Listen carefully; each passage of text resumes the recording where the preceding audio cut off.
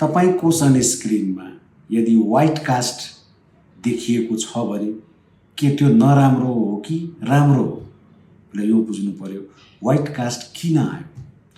सन block दुई किसिमको हुन्छ, एउटा फिजिकल ब्लकर, केमिकल ब्लकर।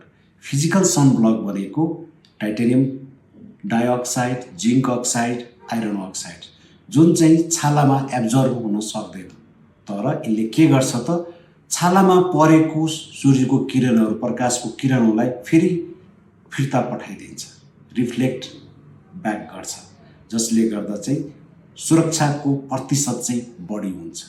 र त्यति मात्र होइन, यदि तपाईको स्किन सेन्सिटिभ छ, डन्डी फोर छ, चाया छ, वा तपाईले कुनै प्रोसिजरहरू गरिराख्नु भएको छ, जस्तै केमिकल पिलिङ, लेजर गर्नुभएको छ, हाइड्राफेसियल गर्नुभएको छ भने त्यस्तो अवस्थामा तुरुन्तै तपाईले फिजिकल सन ब्लक लगाउनु भयो भने तपाईको चिलाउने, इरिटेसनहरू भइरहेको छ भने, पोल्ने छ भने त्यो कम गर्छ।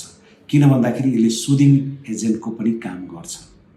अर्को एउटा राम्रो पार्ट के हो भन्दाखेरि यसले चाहिँ युभीए, अल्ट्रा भायोलेट टाइप ए लाई बढी फिल्टर गर्छ। त्यो भनेको ए स्ट्यान्ड फर एजिङ हो, ए स्ट्यान्ड फर एलर्जी हो। त्यही भएर यदि तपाईको अनुहारमा दागहरू छ, एलर्जी प्रोन स्किन छ भने त्यस्तो अवस्थामा फिजिकल सन ब्लक अथवा व्हाइट कास्ट भएको सनस्क्रिन नै राम्रो हुन्छ।